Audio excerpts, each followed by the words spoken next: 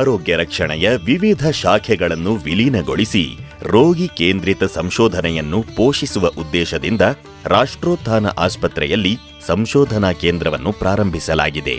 ಈ ಕೇಂದ್ರವು ಮುಂದಿನ ದಿನಗಳಲ್ಲಿ ಸಂಶೋಧನೆಯ ಹೊಸ ಆಯಾಮಗಳಿಗೆ ತೆರೆದುಕೊಂಡು ಸಮಗ್ರ ಚಿಕಿತ್ಸಾ ವಿಧಾನದ ಸಂಪೂರ್ಣ ಲಾಭವು ರೋಗಿಗಳಿಗೆ ಸಿಗುವಂತೆ ಮಾಡಲು ಉದ್ದೇಶಿಸಲಾಗಿದೆ.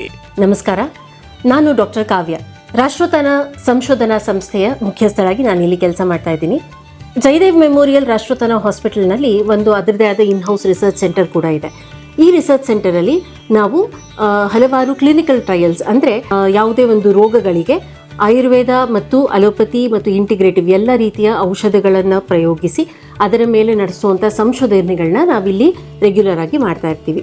ಉದಾಹರಣೆಗೆ ಈಗ ನಾವು ನಮ್ಮ ಸಂರಕ್ಷಾ ಥ್ಯಾಲಸೀಮಿಯಾ ಸೆಂಟರ್ ಜೊತೆ ಸೇರಿ ಥ್ಯಾಲಸೀಮಿಯಾ ಪೇಷಂಟ್ಸ್ಗಳ ಮೇಲೆ ಆಯುರ್ವೇದ ಅಥವಾ ಹೋಮಿಯೋಪತಿ ಔಷಧಿಗಳು ಹೇಗೆ ಸಹಾಯ ಮಾಡುತ್ತೆ, ಈಗ ಅವ್ರಿಗೆ ರೆಗ್ಯುಲರ್ ಆಗಿ ನಡೀತಿರುವಂತಹ ಬ್ಲಡ್ ಟ್ರಾನ್ಸ್ಫ್ಯೂಷನ್ ನಾವೇನು ಮಾಡ್ತಾ ಇದ್ದೀವಿ, ಅದರ ಜೊತೆಗೆ ಆಯುರ್ವೇದದ ಔಷಧಿ ಕೊಟ್ಟಾಗ ಹೇಗೆ ಅದಕ್ಕೆ ಸಹಾಯ ಆಗುತ್ತೆ ಆ ರೋಗಿಗಳಿಗೆ, ಈ ಥರದ ಹಲವಾರು ಸಂಶೋಧನೆಗಳನ್ನ ನಾವು ಈಗ ಇಲ್ಲಿ ನಡೆಸ್ತಾ ಇದ್ದೀವಿ.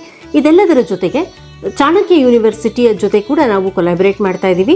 ಅವರ ಜೊತೆ ಸೇರಿ ನಾವು biotechnology, DNA genomic sequencing, extraction ಈ ರೀತಿಯಾದಂಥ ಕೆಲಸಗಳನ್ನ ಕೂಡ ಮಾಡ್ತಾ ಇದ್ದೀವಿ.